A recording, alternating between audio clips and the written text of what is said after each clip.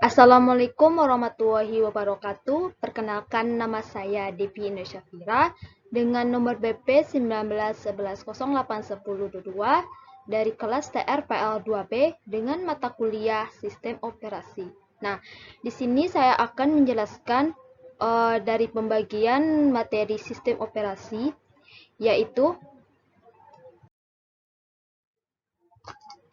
penjadwalan proses. Nah, di sini ada beberapa bagian-bagian yang terdapat dalam materi proses. Yang pertama, pengenalan. Pengenalan ini untuk dijadikan proses penjadwalan. Selanjutnya, kriteria penjadwalan. Selanjutnya, penjadwalan. Selanjutnya, jenis penjadwalan. Selanjutnya, algoritma penjadwalan. Selanjutnya, bagian FIFO dan SJF. Dan yang terakhir, contoh soal. Nah, materi yang akan dijelaskan yaitu pengenalan. Pengenalan dari penjadwalan proses yaitu kumpulan kebijaksanaan dan mekanisme pada sistem operasi berkenan dengan urutan kerja yang dilakukan sistem komputer yang bertugas memutuskan proses yang harus berjalan. Nah, materi selanjutnya yaitu kriteria penjadwalan. Di sini ada 5 kriteria penjadwalan yang terdapat pada penjadwalan proses. Yang pertama, utilitas CPU. Nah, di sini saya akan menjelaskan sedikit apa itu utilitas CPU. Utilitas CPU yaitu menjadikan CPU yang terus-menerus sehingga sibuk menggunakan CPU semaksimal mungkin. Ini gunanya untuk menjadikan utilitas sendiri pada CPU. Nah, selanjutnya throughput. Nah, throughput itu adalah memaksimalkan jumlah proses yang selesai dijalankan dalam persatu waktu. Selanjutnya, turnaround time. Turnaround time itu adalah minimalkan waktu selesai eksekusi suatu proses. Ini sejak subjek sampai selesai. Selanjutnya, waiting time. Waiting time itu adalah minimalkan waktu yang proses, tunggu waktu yang proses dalam jumlah waktu yang menghabiskan menunggu di ready query. Selanjutnya, response time. Response time itu minimalkan waktu respon dari sistem terhadap user sehingga interaksi dapat berlangsung secara cepat. Materi selanjutnya yaitu penjadwalan. Nah, dari arti kata penjadwalan itu, algoritma scheduling memilih dari proses-proses yang berada di memori dan memberikan jatah CPU kepada satu proses. Kapan keputusan algoritma dilakukan? Nah, di sini kita akan tahu kapan keputusan algoritma itu dilakukan. Yang pertama, suatu switch. Nah, suatu proses ini ada beberapa bagian-bagian switch yang bisa dilakukan, yaitu switch dari status running ke waiting. Selanjutnya dari switch dari status running ke ready. Selanjutnya switch dari status waiting ready. Selanjutnya yang kedua, penjadwalan 1 dan 4 terterus termasuk dan preemptive. Selanjutnya, penjadwalan termasuk preemptive. Nah, materi selanjutnya yaitu jenis penjadwalan. Jenis penjadwalan. Nah, yang pertama, preemptive. Preemptive itu yaitu OS dapat mengambil secara input, CPU dapat suatu proses dari setiap proses. Selanjutnya, non-preemptive. Setiap proses secara sukarela atau yang disebut berkala memberikan CPU dari OS. Ini adalah contoh dari kedua dari preemptive dan non-preemptive. Nah, contohnya yaitu penjadwalan untuk switch dari running ke wait atau terminate disebut non-preemptive. Yang kedua, penjadwalan proses dari running ke waiting yang disebut preemptive.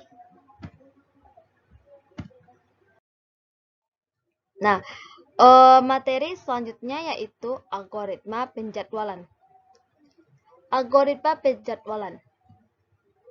Nah, di sini ada beberapa algoritma penjadwalan yang terdapat pada penjadwalan proses. Nah, di sini yang pertama Fritz Service atau yang disingkatnya FJVS. Selanjutnya Short Test Job Fritz atau yang disebut SJF. Yang ketiga Priority. Yang keempat Round Robin RR. Yang kelima Multi-Level Queue. Yang keenam Multi-Level Feedback Queue. Nah, di sini saya akan menjelaskan dari Fritzcom Service. Fritzcom Service ini adalah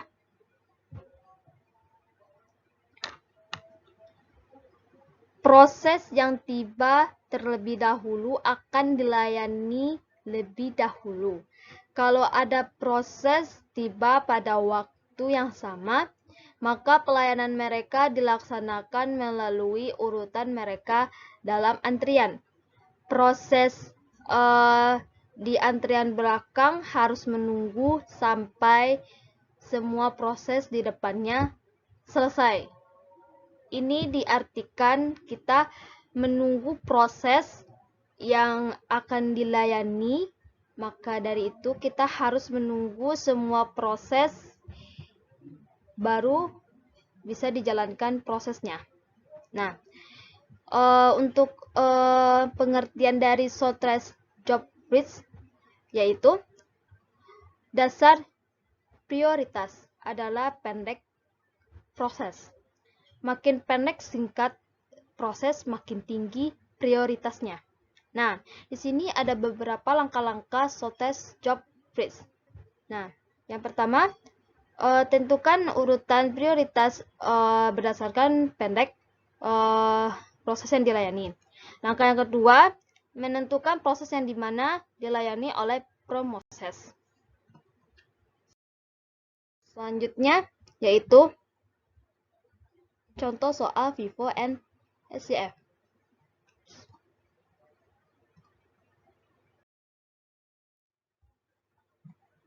Nah, di sini kita akan melihat contoh dari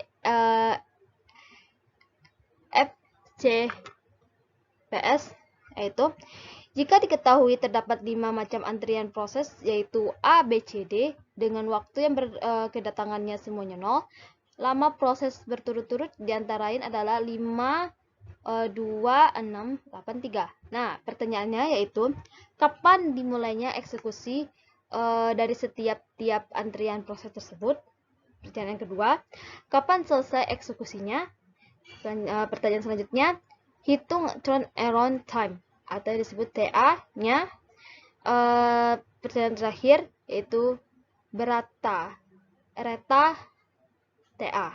Nah, ini di sini ada rumus-rumusnya yang bisa kita dilihat yaitu TA. TA itu dalam arti kata rumus itu waktu tunggu ditambah lama eksekusi. Nah, yang rumus yang kedua rata. Rata ini TA sama dengan ETA per job. Yang terakhir waktu tunggu sama dengan mulai eksekusi dikurang waktu tiba. Nah, ini adalah jawabannya. Jawaban dari pertanyaan yang tadi. Yang tadi kita sebut A, B, C, D ini, kita buat tabelnya seperti ini. Lalu kita buat waktu tibanya, waktu lama eksekusinya. Eksekusinya tadi yang kita dari soal tadi yang 52683 ini disebut lama eksekusi. Nah, ini tabel kedua untuk mencari rumus, memakai rumus, yaitu di sini ada beberapa tabel, yaitu nama proses, waktu tiba, lama eksekusi, mulai eksekusi, waktu tunggu, selesai eksekusi, TA.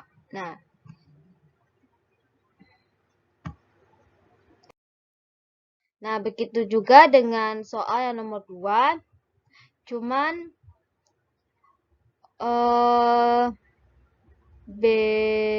bedanya itu di rumus. Di rumus itu dari reta A per E job. Nah, itu aja bedanya. Nah, ini adalah tabel dari soal yang tadi. Terima kasih. Terima kasih yang telah mendengarkan hasil presentasi saya. Jika ada kesalahan dalam penyampaian materi tadi, saya mohon maaf. Dan saya sudahi. Assalamualaikum warahmatullahi wabarakatuh.